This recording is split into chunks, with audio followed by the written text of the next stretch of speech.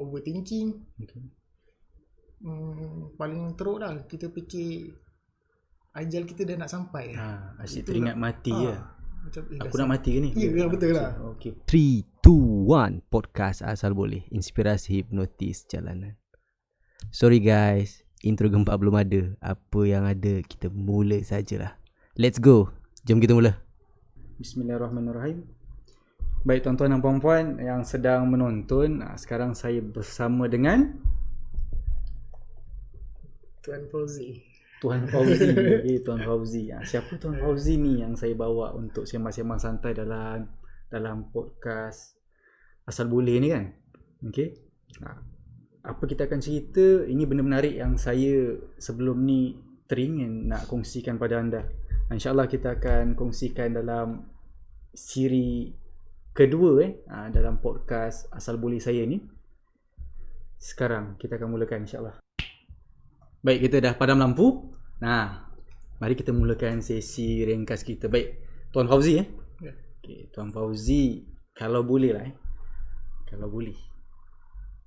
Okay, dengan santainya kita akan berkongsi perkara ni berkaitan dengan hipnosis dan bawah sedar. Okay. Kenalkan sedikit latar belakang tentang Tuan Fauzi pada kawan-kawan kita yang sedang menonton insyaAllah. Okay, Assalamualaikum. Nama saya Fauzi, berumur 35 tahun, berasal dari Johor.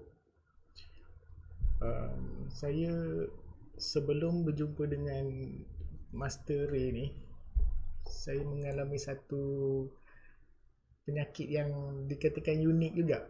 Unik ke saya tak tahu lah unik macam mana tu. Okay. Dan dia sangat menyeksakan pada yang pernah mengalaminya. Okay. Kalau boleh diceritakan tu, yang unik tu macam mana tu? Apa yang dia alami tu? Rasa dia tu macam mana kalau boleh diterjemahkan? Rasanya memang kalau diberi pilihan demam panas dengan sakit ni, lebih baik pilih demam panas. Maksudnya macam tu lah. Bukan dia kita punya minta seksa punya seksa macam tu lah. Okay. Dia menjejaskan kualiti hidup kita. Okay. Menjejaskan kualiti hidup, aktiviti seharian. Betul. Okay. Antara yang Tuan Fauzi kita ni lalui, beliau rasa takut tak bertempat, rasa cemas, rasa risau. Takut tak bertempat, rasa cemas, risau, overthinking. Okay. Paling teruk lah, kita fikir ajal kita dah nak sampai. Asyik Itu teringat lah. mati ya. Macam Aku nak mati ke ni? Ya, betul lah. Okay. Sebab isu yang macam ini sebenarnya saya banyak jumpa daripada saya punya peserta, saya punya klien-klien sebelum ni pun ada mengadu benda yang hampir sama. Jadi sebab tu saya tak heran bila Tuan Fauzi ni datang nak buat temu janji jumpa dengan saya pada awal tu. Kita jumpa dekat kedai mamak je, betul Betul. Betul Jumpa sembang-sembang dulu. Jadi just saya nak tahu, sebab kita nak tahu dulu Tuan Fauzi ni alami apa. Jadi bila dia cerita dengan saya antara isunya macam tu, kita mungkin boleh cuba dengan pendekatan hipnosis ni lah. Okay, baik Tuan Fauzi. Kan hajat pertama tu nak dibantu, betul tak? Betul. Adakah hipnosis ataupun saya boleh bantu Tuan ataupun tak, betul? Right. Okay, boleh saya tanya macam mana boleh jumpa saya? Dapat info macam mana tu? Okay. Bila kita ni ada masalah, kita mesti nak cari penyelesaian dia. Okay. Cara saya cari penyelesaian dengan membaca. Oh, right. Dengan membaca macam-macam sumber saya baca, daripada kat dalam internet, bahan bacaan, buku. Satu masa tu tak tahulah macam mana, saya scroll apa semua kan, ada cakap penyakit ni, saya cakap terus anxiety, sebab saya dah jumpa doktor. Okay. Anxiety ni dia sakit lebih kepada mental. Saya ceritalah, cari sumber-sumber yang berkaitan dengan mental. Lepas tu saya terbuka Facebook, tahu pasal sakit ni boleh dirawat dengan membetulkan cara berfikir, cara makan, apa semua. Alright. Terjumpa website Tuan Ray. Pasal berkenaan dengan hipnotis ni. Jadi saya nak dapat info dalam tu. Terus kita jumpa untuk kita bincang macam mana boleh merawat saya punya masalah ni. Jadi tuan daripada Google lah. Ya Google lah. Google lah. Okay, akhirnya menemukan info tentang saya. Okay, akhirnya kita jumpa. Okay. Baik. Kan hajatnya tu nak dibantu. Tiba-tiba akhirnya Tuan Fauzi ni buat keputusan untuk belajar terus fundamental hypnosis ni, tuan-tuan puan-puan. Macam mana boleh nak belajar pula terus fundamental hypnosis? Apa yang membuatkan tuan sebenarnya alang-alang terapi mungkin baik aku belajar ke macam mana? Kalau kita terapi, kita tak tahu apa yang kita kalau kita terapi saja, kita tak tahu apa dia punya inti-inti yang dalam tu. Macam mana dia boleh buat? Macam mana seseorang yang boleh terapikan kita? Jadi saya, kalau kita dalam keadaan tengah bermasalah, apa je yang kita nak cari sumber rawatan, ubat, kita tak kisah. Kita masuk je. Kita pergi je. Maksudnya daripada saya sibuk-sibuk nak terapi, baik saya belajar terus. Mungkin dalam belajar terus tu saya boleh terapi untuk diri saya sendiri. Maksudnya. Okey. Lagi bagus belajar.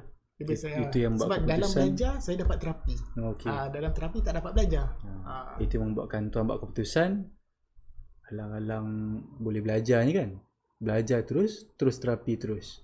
Ya, betul lah. Betul Ya, itu antara yang saya tawarkan pada Tuan Fauzi juga. Okay, you nak terapi, nak just untuk set programkan diri ataupun nak tahu lebih lagi.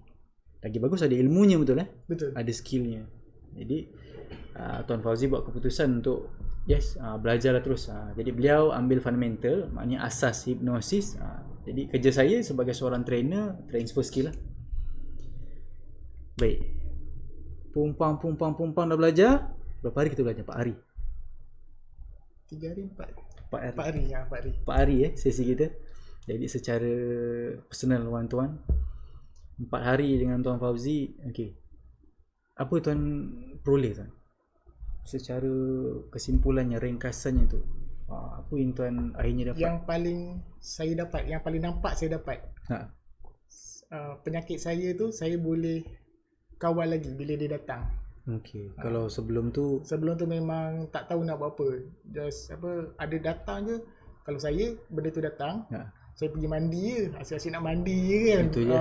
Sampai bila kan. Macam mana nak belajar nak tenangkan diri tu macam mana? Dengan cara bernapas tu dengan cara macam takkan tarik nafas je kan. Ya. Jadi ada teknik dia. Cara bernapas macam ni, cara berfikir macam ni, cara duduk macam ni. Semua benda macam semua benda ada dia punya ni lah. Ada cara dia, ada proses dia. Jadi saya praktikkan benda tu dalam pembelajaran saya dengan tuan. Alhamdulillah ada banyak perubahan. Banyak perubahan. Saya tak macam dulu. Saya lebih terkendali, lebih terkawal, lebih okey lah. Okey. Alhamdulillah, tu antara perkembangan positif. Kalau boleh dikongsi lah tuan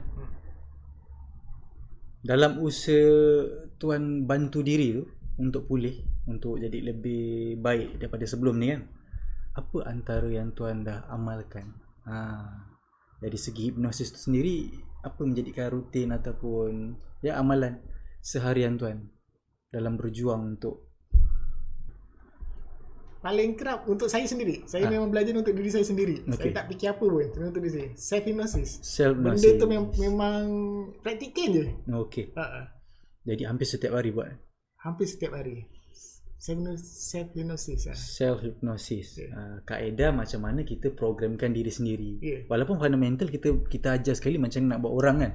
Macam nak pengaruhi orang ataupun programkan orang. Siapa yang belajar nak buat orang ke, nak buat show kat pentas ke, teruskanlah. Untuk saya buat self hypnosis untuk saya. Okay. Maksud nak buat orang tu bukan nak pedajal orang.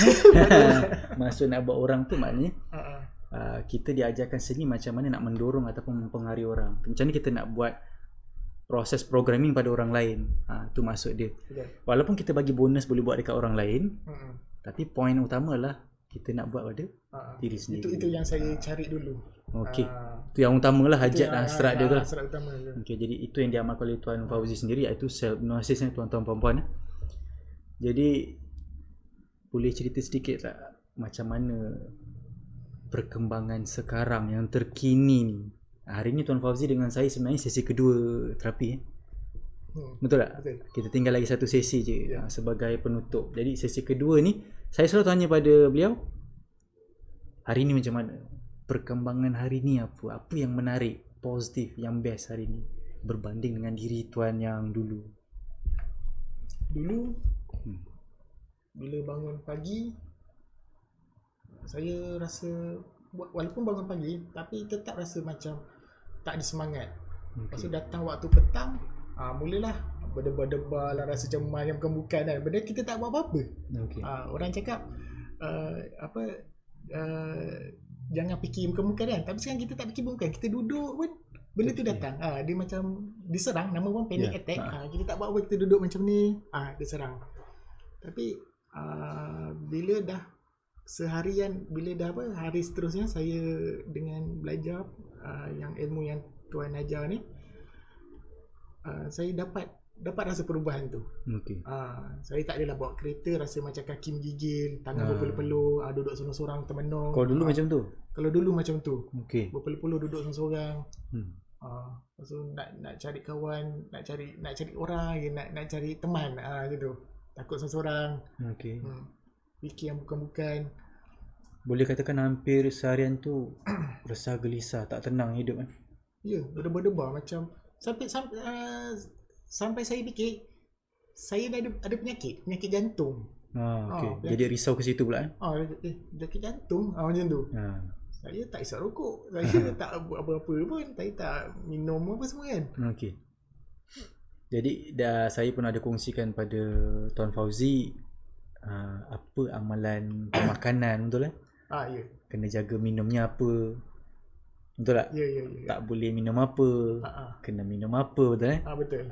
Sarapan pagi apa, ada juga rutin untuk senaman, betul kan? Betul. Jadi last secara ringkas ni, menurut Tuan sendiri, adakah hipnosis tu bermanfaat? Sangat bermanfaat. Sangat bermanfaat. Kalau kita tahu cara nak apply, kalau kita ada minat pengetahuan untuk belajar sesuatu yang baru,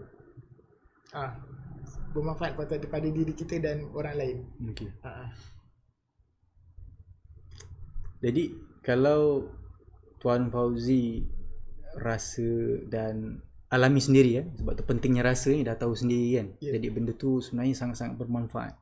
So penting tak untuk orang lain dia tahu juga pasal ni ataupun belajar tentang hipnosis tu sendiri? Penting. Padahal penting. Sebab betul lah orang cakap, penyakit bermula dari perut. Yang saya faham perut. Rawatan bermula daripada minda, macam tu lah kan, daripada akal kan, daripada fikiran. Dia ada kaitan kena program yang kepala otak tu balik supaya makannya betul. Betul lah. Macam tu lah. Supaya gerak kerja hidup dia betul. Jadi hari-hari kita pakai otak, betul Hari-hari kita pakai otak. Jadi apa-apa semua benda kita buat ni, berniaga ke, merawat ke, bekerja ke, semua pakai otak. Jadi dalam hipnosis ni lebih pada mind control daripada otak. Benda sakit boleh jadi tak sakit, benda tak sakit boleh jadi sakit. Benda semuanya otak. Jadi macam mana nak bagi kita main dengan otak tu dalam hipnosis tu? Macam mana kita nak sengajakan proses yang sebelum ni kita alami secara tak sengaja, betul Biasa orang cakap fikir positif, fikir positif. Boleh cakap fikir positif. Semua boleh cakap fikir positif. Macam mana nak fikir positif? Macam mana positif? Jam. Minda bawah sedar, sedar. Semua orang boleh cerita. So orang cakap pasal separa sedar sebenarnya, betul? Macam mana nak bagi dia macam mana keadaannya, macam mana diaktifkan, ataupun kalau dia terbuka dan tertutup tu apa benda pula, betul nak diprogramkan tu rupanya ada ketepatan masa, ada ketepatan waktu, timing. Ada timing dia. Okey,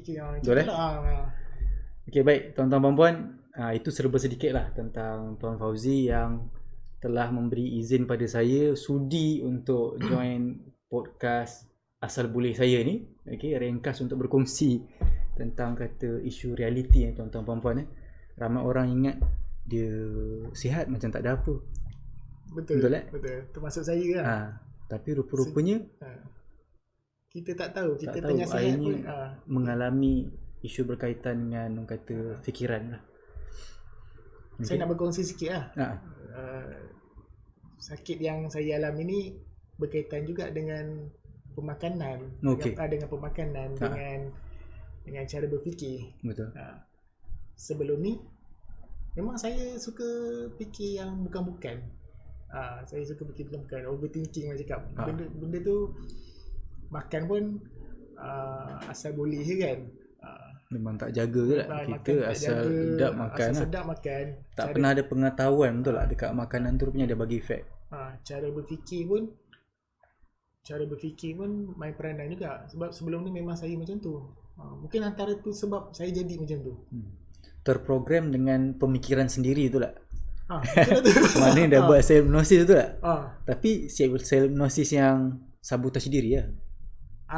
Betul tak? Saya menghipnosis yang tak baik tentang diri saya. Itu tu yang berlaku secara tanpa sedar. Bila dah belajar, ada kesedaran, jadi tune balik je. Betul Tune balik So sekarang dah boleh kendalikan fikiran, tak fikir berlebihan, dah mula sibukkan diri tuan-tuan puan-puan.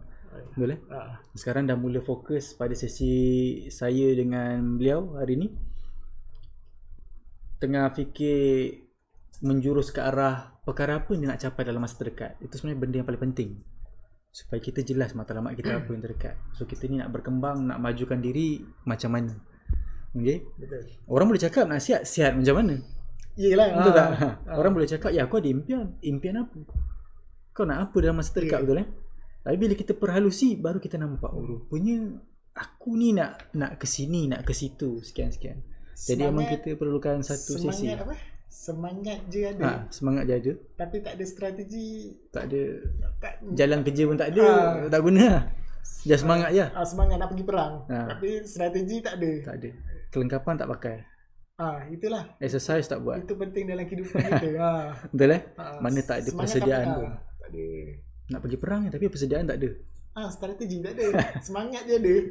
Tak boleh menang Tak boleh menang termasuk dalam kehidupan. Kira macam bunuh diri lah. Pekerjaan. Betul? Sama je lah. Kira macam bunuh diri lah, betul tak? Ramai orang mengharapkan keajaiban tuan-tuan puan-puan. Keajaiban ada. Kita tak nafikan keajaiban ada. Betul. Dan kita jadikan keajaiban tu sebagai bonus. Macam mana kita nak dapatkan keajaiban? Caranya adalah dengan adanya langkah pertama. Iaitu paling kurang kau kena ada langkah usaha. Jangan tak bergerak langsung ni mengharapkan keajaiban je, betul Betul. Jadi penting untuk kita nikmati yang namanya proses. InsyaAllah tuan-tuan dan puan, ini saja untuk sesi kali ini. Salam hidup hebat luar biasa. Saya Master Ray. InsyaAllah jumpa anda lagi.